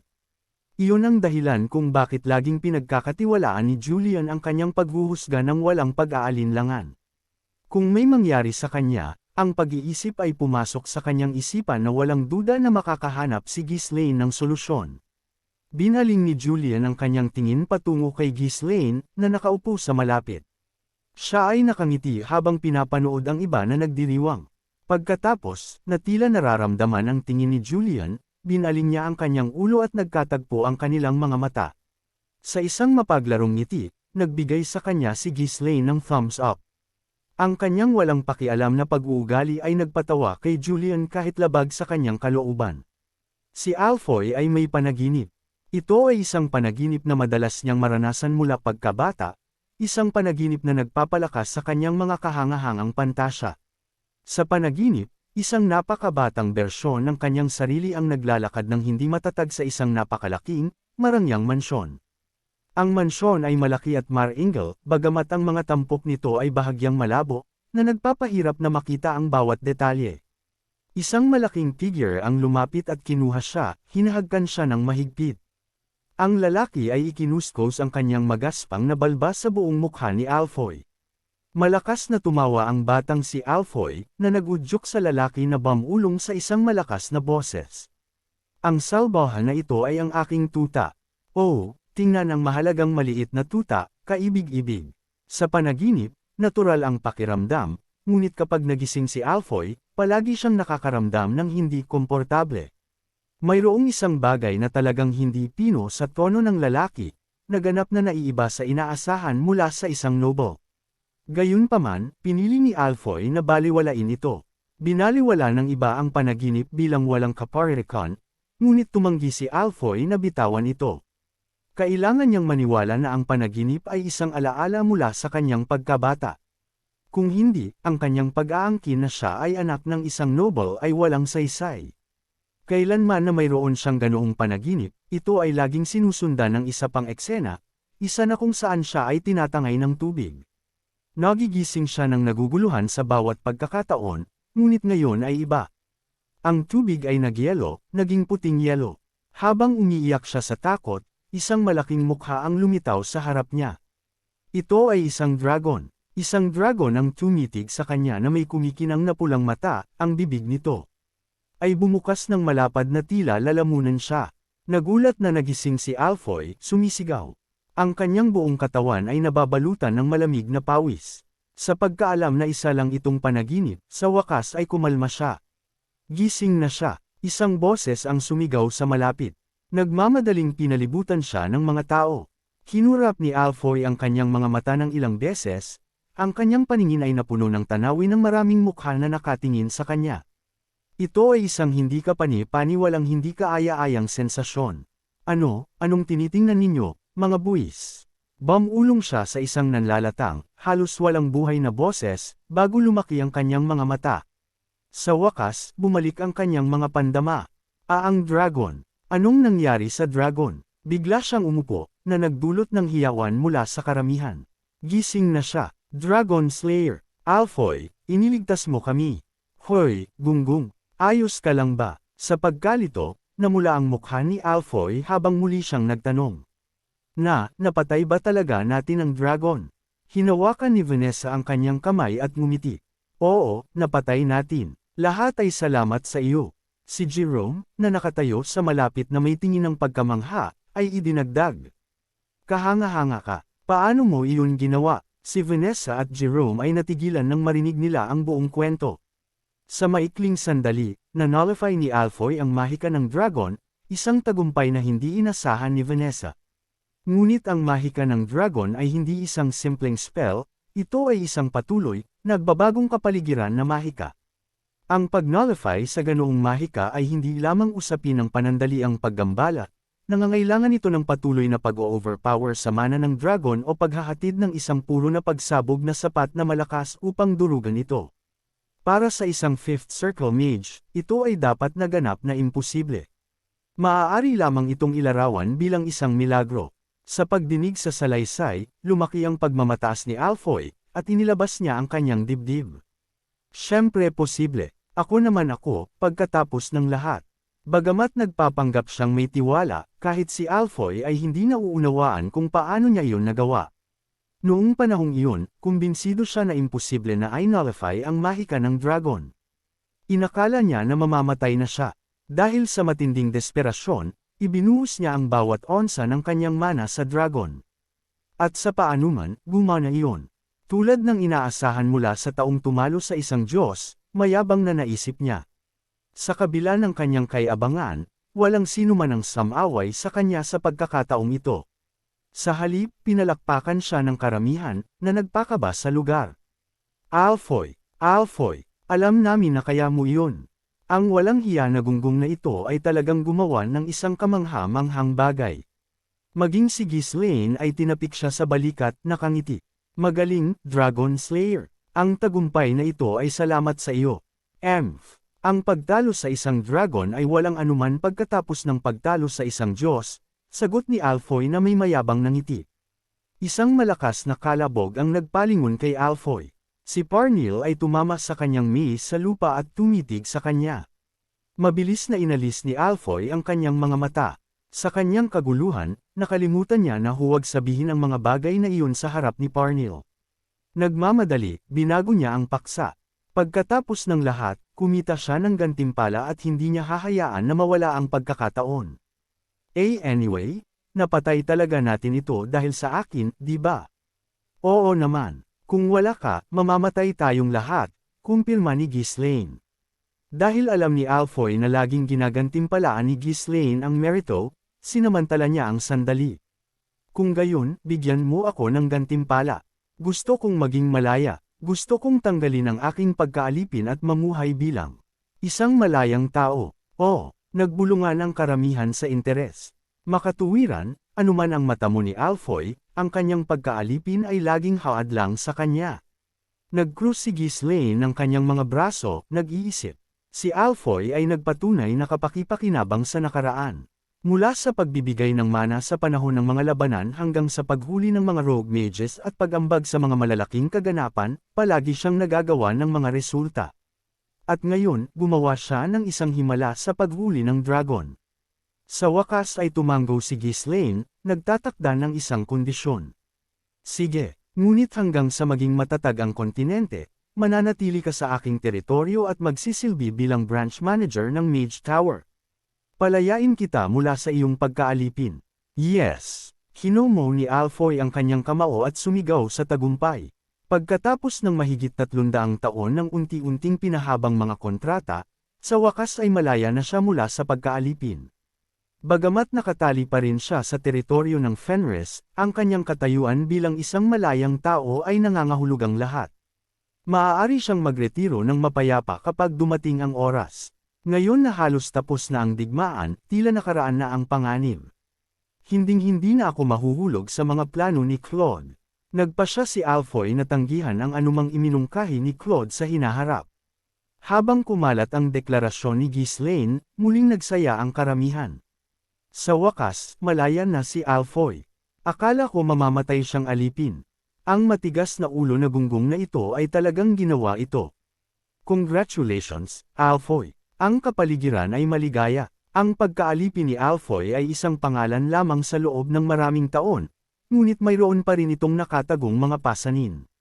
Sa wakas, sumigaw siya ng walang kontrol na kagalakan. Malaya na ako. Ang pananaw ng mga tao kay Alfoy ay nagbago. Hindi na siya ang walang galang na alipin, siya ang Dragon Slayer na nakakuha ng kanyang karangalan at kalayaan sa isang pagkakataon. Maging si Ghislaine, pagkatapos niyang batiin siya, ay nagsalita sa mga nagtipong tropa. Magpahinga muna tayo ng ilang araw. Lahat kayo ay nagtrabaho ng husto. Walang kagyat na bagay na nasa kamay. Ang mga labi ng Salvation Order ay hinahanap na, at ang mga tropa ay naghahanda para sa kanilang pagbabalik sa teritoryo ng Fenris. Ang digmaan ay halos tapos na, bulong ni Ghislaine, pinangangasiwaan ang huling yugto ng paglilinis. Samantala, ang balita ng tagumpay ni Alfoy ay nakarating kay Claude, na nanginag habang binabasa ang ulat. Si Alfoy, pumatay ng dragon at nakakuha ng kanyang kalayaan. Nanginginig ang kanyang mga kamay, ang kanyang mukha ay mapotla sa hindi paniniwala. Papaano nangyari ito? Ang paglaya ni Alfoy ay isang bagay na hindi matanggap ni Claude. Ang inggit ay kumulo sa loob niya, nagpapabaliw sa kanya. Pagkatapos, na tila tinamaan ng inspirasyon, ang ekspresyon ni Claude ay napilipit sa isang demonyong ngiti. Kung gayon, gagawin ko na lang siyang alipin muli. Sa malapit, nag-click si Wendy ng kanyang dila sa hindi pag-aproba. Ang kanyang malamig na tingin ay nakatuon kay Claude. Tulad ng inaasahan, ang lalaking ito ay ganap na nabaliw. Napakaraming pinagdaanan ni Claude kamakailan. Ang pagsupil sa mga natira ng Salvation Order ay hindi naman partikular na mahirap. Ang hukbong Rothania na kanyang inutos ay masyadong malakas para doon. Ang nagpahirap dito ay si Amelia, na ngayon ay reyna ng Norwegian. Nang unang makilala ni Claude si Amelia pagkatapos ng digmaan, ipinakita niya ang kanyang mga pag-iisip tungkol sa mga pagsupil. Kasabay nito, kinuha niya ang isang supot mula sa kanyang Amerikana. Si Amelia, na tahimik na nagmamasid, ay nagtanong, ano iyan? 171 gold coins, sagot ni Claude. Bakit mo ipinapakita sa akin? Iyan ang perang aking nilustay sa ngayon. Iniiwasan ni Claude si Amelia hanggang ngayon, ngunit hindi niya maiwasan ang mga pagpupulong sa pagitan ng kanilang mga tauhan. Sa panahon ng digmaan, ang praktikal na trabaho, pagpapatupad ng mga estratehiya, pagbibigay ng mga nasamsam, at negosasyon sa mga detalye ng kasunduan, ay kailangang pamahalaan ng kani-kanilang mga koponan. Samantala, si Claude ay kumuha ng isang gintong barya sa bawat pagkakataon mula sa Actium Merchant Guild sa panahon ng kanilang madalas na transaksyon. Nangyari yun sa napakabigat na 171 beses. Nakatingin si Amelia sa kanya nang hindi makapaniwala, na nagudyok kay Claude na kagatin ang kanyang labi. Alam mo na pala. Alam ang alin, eksakto. Sa isang nagbitiw na ekspresyon, kinuha ni Claude ang isa pang supot. 523 gintong barya. Kumunot ang mga kilay ni Amelia. Kung kumuha siya ng isang barya sa bawat pagkakataon, paano siya nakalikom ng ganito karami? Sa pagkakita sa kanyang ekspresyon, nagprotesta si Claude. Hindi ito panunuhol. Nakuha ko ang perang ito ng patas at tama. Patas at tama. Oo. Ito ay sa pamamagitan ng purong kakayahan. Nagbigay ng matalas na tingin si Amelia kay Bernath. Ang mga maliliit na panunuhol ay maaaring palampasin bilang isang karaniwang gawain, ngunit naglakas loob ba si Claude na maglaro sa pondo ng publiko ng patago? At nang hindi niya nalalaman. Sa pagkakaramdam ng bigat ng tingin ni Amelia, nauuto si Bernath, he's just exceptionally good at it. Hindi iyon ang punto. Si Bernath, na napagtanto ang kanyang pagkakamali, ay iwinasiwas ang kanyang mga braso sa takot. We didn't use public funds. Honestly, everyone used their personal money. Sa madaling salita, sino man ang nakilala ni Claude ay nagbayad sa kanya ng mga suhol at nagsugal kasama niya. Ipinikit ni Amelia ang kanyang mga mata at pinisil ang kanyang mga sentido. Sa bawat oras na nakikipag-ugnayan siya sa mga taong ito ng Fenris, nagtatapos siya sa isang sakit ng ulo. Maging ang mga normal na tao ay nagiging kakaiba pagkatapos makipag-ugnayan sa kanila. Pinakamainam na tapusin ito ng mabilis. Kaya, gusto mo ng tulong sa mga pagsupil? Oo, kamahalan. Sa malakas na hukbo ng inyong kaharian, maaari nating ganap na lipulin ang Salvation Order. Kayo ay ipagdiriwang bilang isang walang kap-oras na bayani sa mga henerasyon. Inilagay ni Claude ang kanyang buong lakas sa pananalita, ngunit ang kanyang mensahe ay malinaw. Ang mga nakakalat na labi ay nagdudulot ng mga problema, at gusto niya ng tulong sa pagharap sa kanila. Tumango si Amelia, habang ang mga labi malapit sa Norwegian ay nalipol, ang mga itinulak mula sa ibang mga rehiyon ay nagsisimula ng manghimasok sa mga hangganan. Ang pagpapakilos sa hukbo ng ilang beses pa ay kinakailangan. Dahil kinuha niya ang bumagsak na kaharian ng sapilitan, kailangan ni Amelia ng matatag na suporta mula kay Ghislaine upang patatagin ang kanyang pamamahala. Kailangan din niyang magpakita ng lakas upang bigyan ng katiyakan ng takot na populasyon. Ang simpleng pag-upo sa trono ay hindi sapat. Upang makuha ang tiwala ng mga tao sa mga magulong panahon na ito, kailangan niyang patunayan na kaya niya silang protektahan. Ayos. Dahil inaasahan mo ito, magsalita tayo ng diretsahan. Maaari mo bang dagdagan ang suporta? Ang mga dating residente ng Rayfold ay patuloy na lumilipat sa Norwegian, nagtitiwala kay Amelia ng kusang loob. Kung maaari niyang muling panirahan sila sa mga bagong lupain, ang kanyang reputasyon ay natural na tataas. Nais din niyang ibalik ang kanlurang teritoryo na ibinigay ng Rothaniel kapag ang mga mapagkukunan at tao ay nailipat na. Habang iyon ang plano, ang agarang prioridad ay ang pagtiyak sa kaligtasan ng mga naninirahan. Ang pagpapatatag ng magulong domestic na sitwasyon ay nangangailangan ng malaking mapagkukunan. Oo naman, tulad ng ipinangako, naihatid na namin ang unang kargamento ng mga supply, pagkain at pera. Mabuti. Ay deploy natin agad ang mga tropa. Walang nakitang dahilan si Amelia na gumawa ng karagdagang mga kaaway pagkatapos makamit ang kanyang layunin. Ang kanyang pagtuon ay sa pagbuo ng isang malakas na kaharian na naaayon sa kanyang pananaw. Si Claude, na natutuwa sa mabilis na pagsang-ayon ni Amelia, ay ngumiti ng malapad. Habang tumatayo si Amelia upang umalis, isang mapaglarong pag-iisip ang pumasok sa kanyang isipan. Tila nasisiyahan ka sa pagsusugal. Dahil sa kung gaano kadalas ka naglaro kasama ang aking mga retainers at nanalo, dapat ay totoo iyon. Tumango si Claude, nakangisi. Ang pagtalo sa mga walang karanasan na manlalaro ay walang hamon para sa kanya. Hey, nasisiyahan ako sa thrill of victory. Hindi ko rin naman ayaw ang mga ganoong bagay. Paano kung maglaro tayo? Kayo, kamahalin, marunong ba kayo maglaro ng mga card games? Marami na akong natutunan upang malaman kung ano ang nasisiyahan ng aking mga tao. Lalong lumaki ang tuso ng ngiti ni Claude. Ito ay masyadong maganda upang maging totoo. Ako ay pinararangalan, ngunit sigurado ba kayo? Maaari itong maging isang kaaya-ayang libangan. Kung gayon, ano ang itataya natin? Hindi na kailangan mag-overthink. Hindi ba nagdala ka ng malaking halaga ng pondo ng militar? Bakit hindi itaya ang isang bahagi niyan? Bahagyang ibinaba ni Claude ang kanyang ulo, tumatawa sa sarili. Ang mga pondo na kanyang dinala ay napakalaki. Kahit isang maliit na bahagi lang ay magbabago ng kanyang buhay. Kung manalo ako, akin lahat iyon, sakam na naisip niya. Sige, maglaro tayo ng isang masayang laro. Habang sumasang-ayon si Claude, hinawakan ni Wendy ang kanyang manggas at bamulong ng apurahan. Baliw ka ba? Gusto mo bang mamatay? Hindi ka maaaring magsugal gamit ang pondo ng militar. Tigilan mo iyan. Bitawan mo ako. Ako ang commander, tandaan mo. Ito ay insubordination. Mananalo ako, panuurin mo lang. Kinagat ni Wendy ang kanyang labi, tumitig kay Claude, na ang mga mata ay kumikinang sa walang ingat na ambisyon. Lumingon siya kay Erineth, na nakatayo ng tahimik sa malapit. Hi Chief, pakiusap, pigilan mo siya. Tiningnan ni Erineth si Claude ng malamig at sumagot, baliw ang lalaking iyan. Hindi siya titigil maliban na lang kung putulin mo ang kanyang mga kamay. Kung gusto mo, kaya kung gawin iyan dito at ngayon.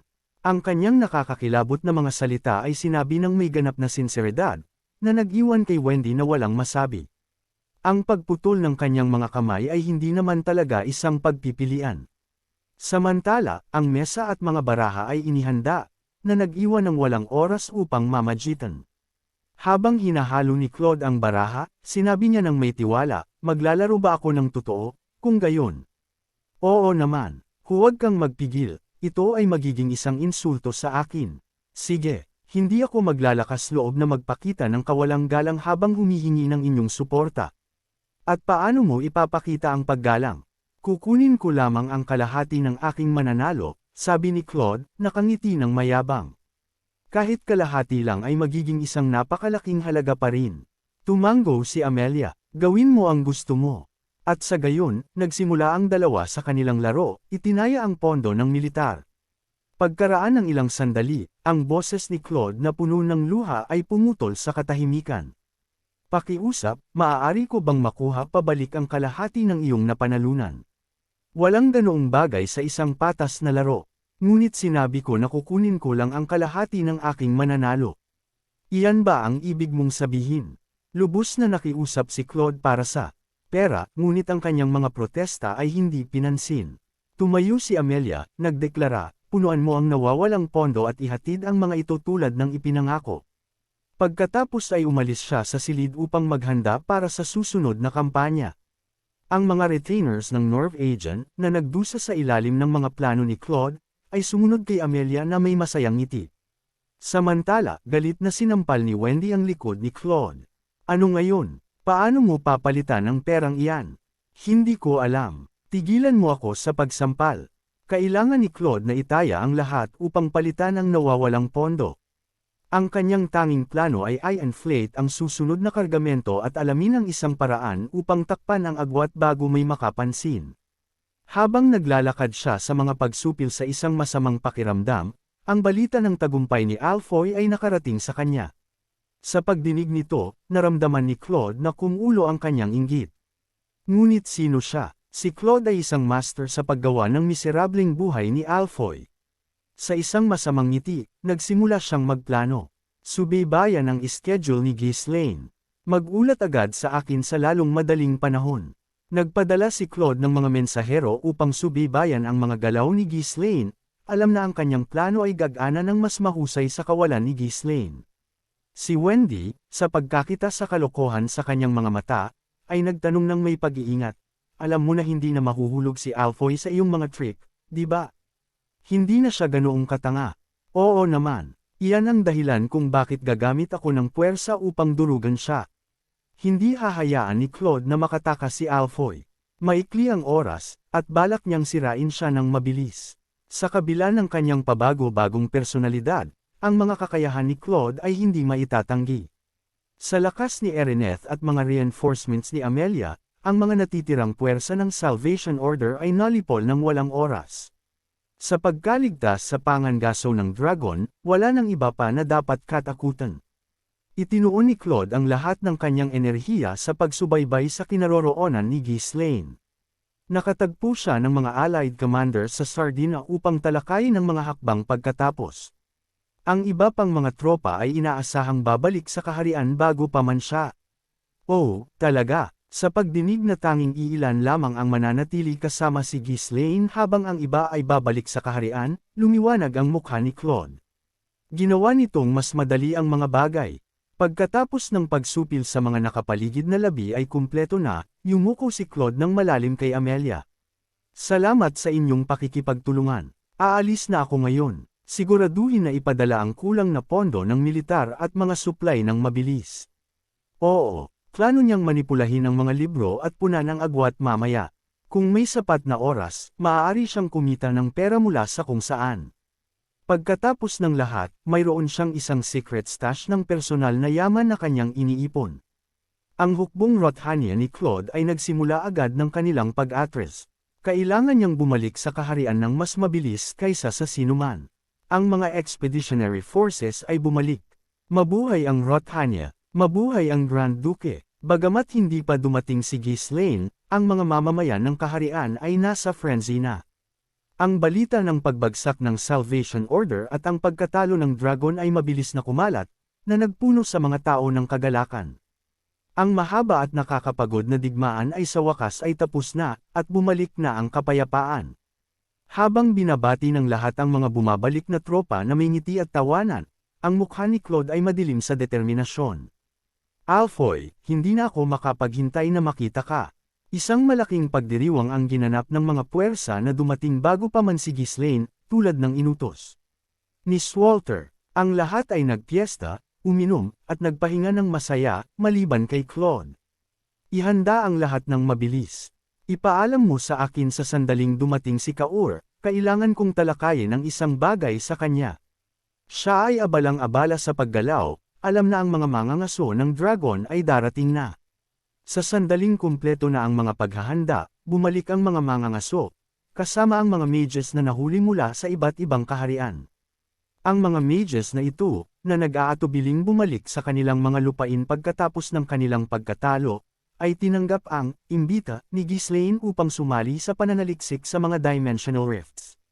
Narito na ang mga dragon slayers. Bumalik na ang mga bayani.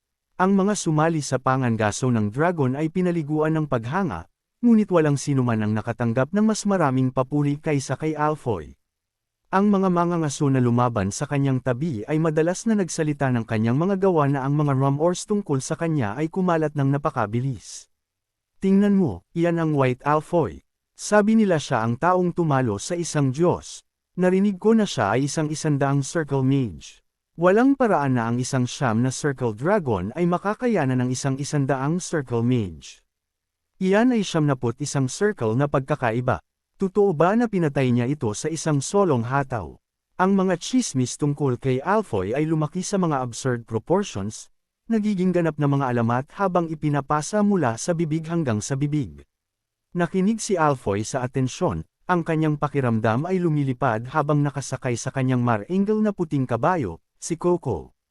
Nakasuot ng kanyang lagda na puting robes, ang kanyang ekspresyon ay puno ng kayabangan. Alfoy, Alfoy, Master Alfoy, tingnan mo dito. Ipakita mo sa amin ang ilang mahika. Ipinikit ni Alfoy ang kanyang mga mata, nagpapanggap na nalululas sa emosyon, bagamat lihim siyang nasisiyahan sa paghanga. Oo, ito ang buhay na nararapat sa kanya. Isang buhay kung saan ang mga noble ay nagulat, ang mga mages ay nabigla, at maging si Claude ay kailangang lumuhad sa harap niya. Iyan ang ako. Ngayon na tinanggal na niya ang kanyang pagkaalipin, wala nang dapat katakutan. Wala nang sino man ang makakatingin sa kanya nang walang ingat. Maging si Hubert, na nag-alis kay Alfoy ng kanyang katayuan bilang tagapagmana sa Mage Tower, ay lumapit na may nerbyosong pawis sa kanyang noo. Alfoy, paano mo iyon nagawa? Hindi ko maintindihan. Ang malamig na reaksyon ni Alfoy ay nagpaliit pa kay Hubert. Tungkol sa nangyari noong huli. Pasensya na. Nagalit ako at hindi ko napagtanto. Hindi ko alam na ganoon ka-kahusay sa pagmamanipula ng mana. Kaya ang aking tunay na kakayahan ay sa wakas ay naihayag. Siyempre, kung hihilingin sa kanya na gawin ito muli, hindi niya magagawa, ngunit salamat sa Diyos, walang humihingi. Pinanatili ni Alfoy ang kanyang mayabang na pag-uugali. Ang kanyang kamakailang karanasan na Aitreto bilang isang bayani ay nagpalakas pa sa kanya. Ngunit sa loob lamang ng ilang araw, ang mataas na pedestal na inilagay ni Alfoy sa kanyang sarili ay nagsimulang gumuho. Hoy! Alam mo ba kung sino ako? May mga taong nawawala ng kontrol sa sarili kapag biglang nagbabago ang kanilang kalagayan. Kung dahil man ito sa kanilang likas na pagkatao o sa impluensya ng kanilang kapaligiran, hindi nila kayang hawakan ang kanilang bagong katayuan. Si Alfoy ay eksaktong ganoong uri ng tao. Pinahihirapan niya ang mga tauhan ng Kastilyo nang walang pag-aalinlangan. Papasensya na, gawin mo ng maayos. Nang maayos. Arg, kailangan ko pa bang ipaliwanag ang bawat bagay sa iyo? Ano ba ang tingin mo sa akin? Pinahihirapan ni Alfoy ang mga tauhan ng walang tigil tuwing nagkakamali sila, o kahit hindi sila nagkakamali, basta't hindi niya gusto ang kanilang ginagawa. Siya ay likas na mayabang, ngunit ang kanyang pagkatao ay bahagyang napigilan dahil sa kanyang katayuan bilang isang alipin. Ngayon na ang lahat ng paghihigpit ay nawala, at nakarating na siya sa mga matataas na ranggo sa Fenris, ganap na bumalik ang kanyang tunay na pagkatao. Gayunpaman, sa dami ng taong pumupuri sa kanya, walang nakitang problema si Alfoy sa kanyang pag-uugali. Kaya pala ang mga ordinaryong tao ay walang silbi. Sa isang pagklik ng kanyang dila, naglakad si Alfoy sa loob ng Royal Castle. Ang kanyang pag-uugali ay hindi maagapan sa kayabangan. Ang mga nobles at officials na nakatagpo sa kanya ay kumunot ang noo ngunit naramdaman na wala silang magawa, dahil ang kanyang popularidad ay ginawa siyang untouchable. Ngunit kapag ang isang tao ay kumikilos ng mayabang ng matagal, ang mga rumors ay tiyak na kumakalat. Hindi, sinasabi ko sa iyo, ang kanyang pagkatao ay ganap na naiiba mula sa narinig ko. Hindi pa ako nakakita ng sinumang ganoon kayabang. Kumilos siya na parang siya ay isang mataas na ranggo na noble, ngunit isa lang siyang karaniwang tao. Gaano man kalaki ang tagumpay ng isang tao, kapag naging kilala ang mga pagkukulang, lilito ang mga detractors. Si Alfoy ay nagbibigay sa mga tao ng maraming dahilan upang punahin siya. Ang mga negatibong tsismis ay lumago, pinalakas ng walang iba kundi si Claude. Walang sinayang na pagsisikap si Claude upang sirain ang reputasyon ni Alfoy. Pinagsama sa likas na hindi kaaya-ayang ugali ni Alfoy, ang mga tsismis ay kumalat ng napakabilis. Hindi na pinupuri ng mga tao si Alfoy. Sa halip, nagsimulan na silang iwasan siya. Sa pagkakaramdam sa pagbabago sa kapaligiran, bagamat hindi alam ang eksaktong dahilan, lalo pang naging irritable si Alfoy. Anong nangyayari sa lahat kamakailan? Bakit walang nagbibigay sa akin ng paggalang na nararapat sa akin? Iniligtas ko ang mundo. Hindi niya inisip na may ginawa siyang mali. Para sa kanya, ang iba ang nabigo na magpakita ng tamang paggalang sa bayani na nagligtas sa mundo. Mas lalo siyang nagalit, mas lalong natuwa si Claude. Sa isang lihim na pagpupulong kay Kaur, nakangisi si Claude habang nagsasalita. Mukhang handa na tayong sumulong. Ang kanyang reputasyon ay ganap ng nasira. Walang susuporta sa kanya ngayon. Talaga, sa wakas ay dumating na ang oras. Naglabas si Kaur ng isang masamang tawa. Siya rin ay lumaki na ang pagkamuhi sa kayabangan ni Alfoy. Naging ganoon kapalalo si Alfoy na maging si Kaur ay hindi na siya makayanan. Bagamat ang kanyang popularidad ay dati nang ginawa siyang hindi maagapan. Ang magkasamang pagkamuhi na ito ay humantong kina Kaur at Claude, sa kabila ng kanilang mga pagkakaiba, upang bumuo ng isang pansamantalang alyansa. Walang isa sa kanila ang makayanan na makita si Alfoy na magtagumpay. Samantala, ginugol ni Alfoy ang kanyang mga araw sa pag-uupo sa isang marangyang silid sa Royal Castle. Ang kanyang mapagbigay na pamumuhay ay nagdulot sa kanya na magdagdag ng timbang sa loob lamang ng ilang araw. Ito ang buhay, maligayang sabi niya. Nais ni Ghislaine na magpahinga ang lahat bago siya bumalik, ngunit kinuha ito ni Alfoy bilang isang senyales na maaari siyang mabuhay ng ganito magpakailanman. Habang nakasandal si Alfoy sa isang malaking silya, kumakain ng prutas, bumukas ang pinto, at pumasok ang mga knights sa silid. Ano ito? Alam niyo ba kung nasaan kayo? Paano kayo naglakas loob na pumasok dito ng ganito? Umirap si Alfoy sa mga nanghihimasok, na mga dating miyembro ng unit ng Mad Dog ni Kaur.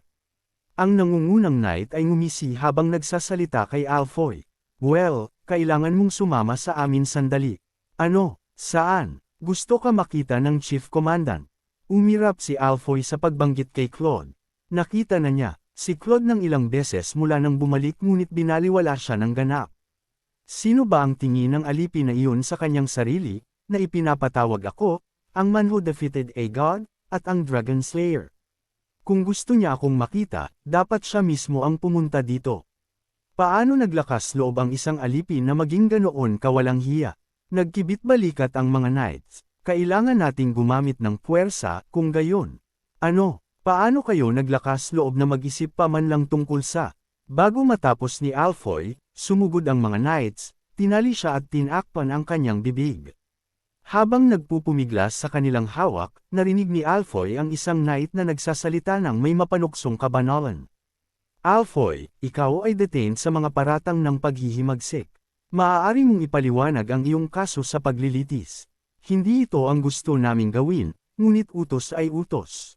Tumawa ang knight habang idinagdag, iginiit ng Chief Commandant ang iyong pag-aresto. Kinaladkad si Alfoy, inakusahan na namumuno sa isang paghihimagsik sa pamamagitan ng pag-udyok sa mga mages.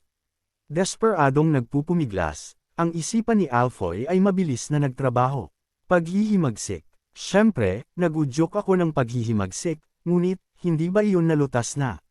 Pagkatapos talunin ang dragon, walang sinuman ang nagbanggit muli nito, kaya inakala niya na pinatawad na siya.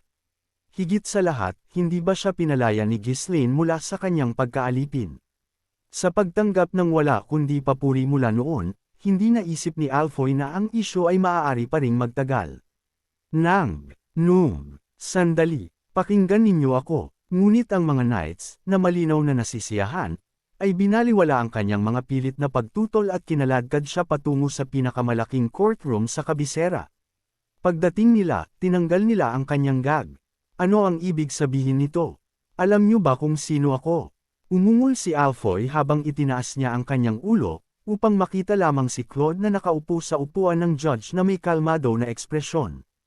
Claude, sa tingin mo ba ay makakatakas ka sa ginagawa mo? Sa isipan ni Alfoy, ang kanyang katanyagan ay walang kapantay. Pinupuri siya ng lahat bilang isang bayani. Paano naglakas loob ang isang alipin na arestuhin ang isang bayani, ang taong nagligtas sa mundong ito? Nakangisi siya, ang kanyang kayabangan ay walang pagbabago. Ikaw, hindi mo ito maaaring gawin. Paano ka naglakas loob na talakayin ang batas mula sa upuan na iyan? Tumawa si Claude pagkatapos ay nagsalita sa isang kalmado ngunit may awtoridad na tono. Alfoy, makinig ka ng mabuti. Bilang Chief Judicial Officer ng domain na ito, tungkulin ko na itaguyod ang batas. At kasama rito ang pagbibigay ng hatol sa iyong mga paratang ng paghihimagsik. Ano, ikaw? Nawalan ng katinoan si Alfoy sandali, natigilan habang napagtanto niya. Sa kanyang panahon sa ilalim ni Ghislaine, nalimutan niya ang isang mahalagang katotohanan, si Claude ay binigyan ng awtoridad sa lahat ng mga bagay maliban sa utos ng militar. Ipinagkatiwala ni Ghislaine sa kanya ang napakalaking responsibilidad, kasama na ang sistema ng hudikatura. Kahit na karaniwang ipinagkakatiwala ni Claude ang mga legal na bagay sa iba pang mga officials, siya pa rin ang huling awtoridad. Ngayon naganap na alam ang sitwasyon, namutla ang mukha ni Alfoy. Ang ganggang na iyon, ginagawa niya ito upang sirain ako. Sa pagkakakilala kay Claude sa loob ng maraming taon, alam na alam ni Alfoy ang kanyang pagkatao. Malinaw na hindi kayang makita ni Claude na pinalaya siya mula sa kanyang pagkaalipin. Pagkatapos ng lahat, gagawin din ni Alfoy ang parehong bagay kung baligtarin ang mga tungkulin.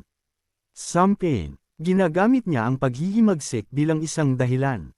Ang courtroom ay kakaunti ang tao na mayroon lamang ilang mga officials, knights, at sikaor. Kung nandoon si Vanessa o sinumang iba pa, maaaring hindi lumaki ang mga bagay hanggang dito. Ngunit pinlano ni Claude ang lahat ng maingat. Ang isipan ni Alfoy ay mabilis na nagtrabaho. Hindi niya maaaring hayaan na magtapos ang mga bagay sa ganitong paraan. Sandali, hindi yun paghihimagsik. Ideya mo iyon, tandaan mo. Iyon ay isang panlilinlang upang mabait ang mga mages. Sinabi ko sa iyo na ay bait sila, hindi talaga mamuno sa isang paghihimagsik. Bubuwisit ka. Si Alfoy ay talagang namuno sa mga mages na salakayin si Vanessa at ang mga knights. Walang dahilan para sa kanyang ginawa. Sa kasalukuyan, ang tagumpay ng pangangaso ng dragon ay nalampasan ang insidente, ngunit ang mga nakakaalam ng katotohanan ay tinawag siyang isang scoundrel sa likod ng kanyang likod. Muling sumigaw si Alfoy, pinatawad ako ng kamahalan. Iyan ang dahilan kung bakit ako pinayagan na sumali sa pangangaso ng dragon at pinalaya mula sa pagkaalipin. Anong pinagsasabi mo? Malinaw na sinabi ng kamahalan na parurusahan ka mamaya. Natipon ko na ang mga patunay mula sa mga nakarinig sa kanya na sinabi iyon. Naging blanko ang mukha ni Alfoy. Hindi ba ang buong bagay ay binaliwala na lang? Ngayon na naisip niya, hayaan muna siya. Kailangan natin ang bawat fifth circle mage na makukuha natin. Ganoon lang talaga siya. Haharapin natin ang parusa pagkatapos ng laban sa dragon. Huminga ng malalim si Alfoy. Ang usapin ay hindi kailanman formal na natapos. Inakala ng lahat na tapos na ito at nagpatuloy dahil ang kapaligiran sa panahong iyon ay nagdiriwang. Ngunit ngayon, kumikapit si Claude sa pahayag na iyon, ginagamit ito upang itulak si Alfoy sa isang sulok. Sandali, balikan natin ito kapag bumalik ang kamahalan. Muli nating subukan ang paglilitis noon. Pakiusap ni Alfoy. Naglagay si Claude ng isang mapanuksong malungkot na ekspresyon. Paumanhin, kaibigan. Ang kaharian ay napakaabala sa mga usapin pagkatapos ng digmaan ngayon. Kaya ang paglilitis ay hindi nangyayari sa ating teritoryo kundi sa kabisera. Kaya tigilan mo na ang pagpupumiglas at tapusin na natin ito ng mabilis. Tapusin ang ano, bulalas ni Alfoy. Nag-cross si Claude ng kanyang mga braso at ipinikit ang kanyang mga mata, na tila nag-iisip ng angkop na parusa. Pagkatapos ng isang sandali, binuksan niya ang kanyang mga mata, ang kanyang ekspresyon ay matindi. Hinahatulan ko si Alfoy, ang pinuno ng paghihimagsik ng kamatayan. Baliw na gunggong ka, sigaw ni Alfoy. Ipatupad agad ang hatol, utos ni Claude. May ideya ka ba kung gaano ako kapopular ngayon? Kung papatayin mo ako, hindi ito palalampasan ng mga tao. Iginiit ni Alfoy. Huwag kang mag-alala tungkol doon, sagot ni Claude na may ngisi. Mas maraming tao ang magdiriwang kaysa magluluksa. Alam ko na sa kalaunan ay ipapakita mo ang iyong tunay na kulay. Nakangisi si Claude habang nagsasalita. Salamat sa kanyang mga pagsisikap, ang reputasyon ni Alfoy ay naibaba na sa antas ng kanyang mga araw bilang isang alipin sa Fenris. Nagulat si Alfoy. Kamakailan, napansin niya ang kawalang interes ng mga tao sa kanya, ngunit ngayon ay naintindihan niya ang dahilan. Ang ganggang na Claude na iyon ay dapat na nagpaplano sa likod ng kanyang likod, naiinggit sa kanyang popularidad. Si Alfoy ay walang kamalayan sa katotohanan na siya mismo ang dapat sisihin. Si Claude ay nag-eksaherado lamang ng mga umiiral na pagkukulang. Na nagpapatawa ka lang, di ba? Madalas tayong nagbibiruan noon. Nauutol si Alfoy. Sa tingin mo ba ay biro ang paghihimagsik? Akala mo ba ay makakatakas ka sa pagsisimula ng isang pag-aalsa? Ang boses ni Claude ay matatag. Hindi siya nagkakamali. Sa anumang iba pang teritoryo, si Alfoy ay agad na isasagawa sa lugar. Maging si Alfoy ay hindi makakatutol sa iyon. Gayunpaman, ang paglilitis na ito ay hindi naman ganap na normal. Ngunit hindi ba ito masyadong mabilis? Protesta ni Alfoy. Sinabi ko na sa iyo, abala tayo. Ngayon, dalhin siya sa gallows. Utos ni Claude. Sigaw ni Alfoy habang kinaladkad siya. Sa pagtingin sa kanyang pagpupumiglas, bumantong hininga si Claude. Napakasama. Siya ay isang mabuting kaibigan, sabi ni Claude. Ang kanyang tono ay puno ng panunuya. Nakatingin si Wendy kay Claude na may naiinis na ekspresyon. Ang kanyang intensyon ay kasing linaw ng salamin. Gayunpaman, kahit siya ay hindi makapag-interfere kapag ginagamit ni Claude ang kanyang awtoridad ng ganito. Ang kanyang kapangyarihan ay masyadong napakalaki. Tumungo sila ng direkta sa execution grounds. Dahil sa kung gaano kabilas ang proseso, hindi nakakagulat na walang mga nanunood. Sa scaffold, na may isang noose sa paligid ng kanyang leeg, sumigaw si Alfoy, baliw. Sa tingin mo ba ay makakatakas ka sa ginagawa mo? Hintayin mo na bumalik ang kamahalan at tigilan ang paglilitis na ito. Nagkibit-balikat si Claude. Hindi naman talaga komportable para sa akin na ipadala ang isang tapat na lingkod na tulad mo sa iyong katapusan. Kung gayon, pakawalan mo ako. Pakiusap ni Alfoy. Ngunit ang paghihimagsik ay isang bagay na tanging ang kamahalan lamang ang makakapagpatawad. Ipinapatupad ko lang ang batas dito. Siyempre, may isang paraan upang maiwasan ito, huminto si Claude. Ano iyon? Ano ang paraan? Tanong ni Alfoy nang may pag-iingat.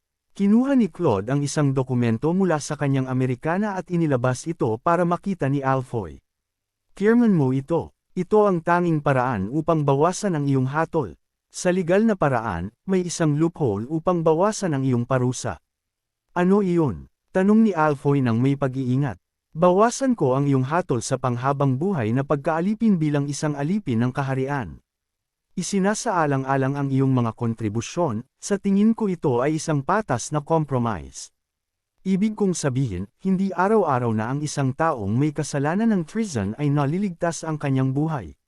Pumunta ka sa impyerno, baliw na gunggong. Tigilan mo ang kalokohang ito. Sigaw ni Alfoy. Hindi siya naniwala na ang pagpapatupad ay magpapatuloy. Gaano man karaming awtoridad ang mayroon si Claude, ang pagpatay sa kanya ng direkta ay walang saysay. Tiyak, ito ay isang bluff lang. Pagkatapos ng lahat, si Kaur at ang mga knights ay tumatawa lang sa likuran, di ba? Ngunit pagkatapos, ang mga mata ng ganggang na ito, nawalan na siya ng katinoan, na pagtanto ni Alfoy. Ang tingin ni Claude ay nakakabahala na sira-sira. Siya ay talagang handa na ipatupad ang pagpapatupad at sabihin na ito ay para sa ngalan ng batas. Tiyak na magagalit ang kamahalan, ngunit hindi niya papatayin si Claude dahil dito. At pagkatapos ay malilimutan ako, naisip ni Alfoy, isang panginginig ang Dumb-Aloy sa kanyang gulugod. Ang taong nakatayo sa harap niya ay masyadong pamilyar, isang taong walang kwenta at mapaghiganti, tulad ng kanyang sarili. Si Claude ay malinaw na nabaliw dahil sa kanyang inggit. Sa kanilang mga posisyon na binaligtad, gagawin din yun ni Alfoy. Tapusin na natin ito, kaibigan. Halika na, pakiusap, sabi ni Claude, ang kanyang mga mata ay kumikinang sa sira-sirang intensity. Natakot, hindi sinasadyang tumango si Alfoy. Abangan! Kung nagustuhan po ninyo ang aking recap, huwag sana ninyong kalimutan ang mag-like o mag-comment, maraming salamat.